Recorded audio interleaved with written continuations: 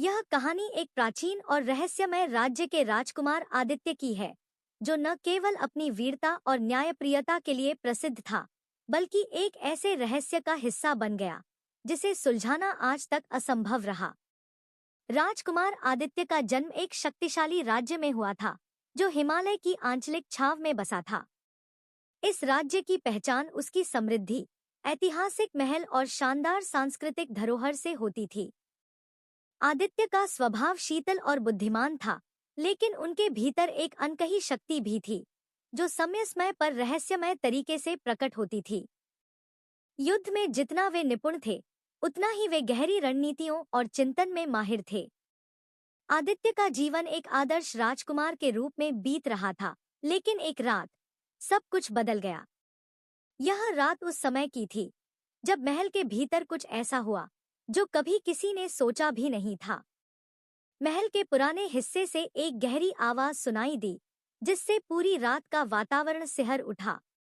यह आवाज कृष्ण महल से आ रही थी, जो सदियों से बंद पड़ा था और जिसे शापित माना जाता था।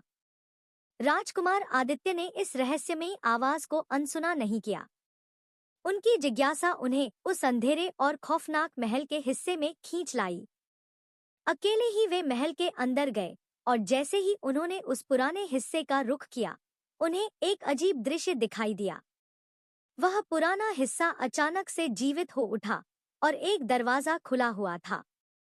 दरवाजे के ठीक सामने एक विचित्र चित्र था, जो एक महिला की छवि को दर्शाता था। उसके चेहरे पर न तो संतोष था, न ही शांति, बल्कि एक गहरा दुख और रहस्य बसा हुआ था। चित्र के नीचे एक गुप्त संदेश लिखा था, जो इस चित्र के रहस्य को सुलझाएगा, उसे एक अनमोल शक्ति मिलेगी, लेकिन वह शक्ति उसे हमेशा के लिए बदल देगी। राजकुमार आदित्य के मन में यह संदेश एक गहरी उलझन छोड़ गया, लेकिन उन्होंने ठान लिया कि वह इस रहस्य को सुलझाएंगे। उन्होंने महल के पुस्तकालय से पुरानी किताबों और दस्तावेजों को खंगालना शुरू किया। उन्हें पता चला कि वह चित्र और महल का वह हिस्सा बहुत पुराना था और इसके पीछे उनके पूर्वजों का एक खौफनाक इतिहास छिपा हुआ था। कुछ महीनों बाद आदित्य ने अपनी दादी की डायरी पाई, जो उनके दादा के समय की थी। डायरी में एक भूतिया कहानी छिपी थी। उसमें बताया गया था कि वह चित्र वाली महिला उनकी पूर्वज की प्रेमिका थी, जिसे धोखा देने पर शापित कर दिया गया था। उस महिला का शाप राजमहल पर पड़ा था, और वह शाप धीरे धीरे पूरे राज्य पर असर डालने लगा था। महल का वह हिस्सा, जिसे कृष्ण महल कहा जाता था, उसी महिला के कारण नष्ट हो गया था। राजकुमार आदित्य ने अब निश्चय किया कि वह इस रहस्य का हल निकालेंगे। एक रात वे फिर से कृष्ण महल गए, जहां उन्होंने चित्र को और करीब से देखा। तभी अचानक चित्र में एक असाधारण दृश्य प्रकट हुआ। चित्र की महिला जीवित हो उठी और उनके सामने खड़ी हो गई। महिला ने धीमी आवाज में कहा, तुमने जिस रहस्य की खोज शुरू की है, वह तुम्हारी नियति है। तुम्हारी शक्ति में एक काली छाया है, और तुम्हारी यात्रा अब उसी छाया से जूझने की होगी। राजकुमार आदित्य को यह समझने में समय लगा कि यह क्या हो रहा था, लेकिन महिला ने उन्हें एक अंगूठी दी, जिसमें एक रहस्यमय पत्थर जड़ा हुआ था।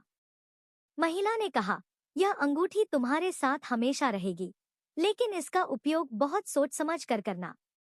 जैसे ही आदित्य ने अंगूठी को अपनी अंगुली में पहना, महल में एक भयंकर हलचल मच गई। दीवारों पर अजीब चित्र उभरने लगे और रहस्यमय संदेश दिखने लगे। एक शक्तिशाली ऊर्जा ने महल को घेर लिया, और राजकुमार ने महसूस किया कि वह अब एक नए और रहस्यमय संसार में प्रवेश कर चुके थे। यह राजकुमार आदित्य के जीवन की सबसे बड़ी चुनौती थी। क्या वह इस रहस्य को सुलझा पाएंगे? क्या वह उस काले शाप से मुक्त हो पाएंगे, या वह स्वयं भी उसी अंधेरे रहस्य का हिस्सा बन जाएंगे? यह सवाल अब भी अनुत्तरित है।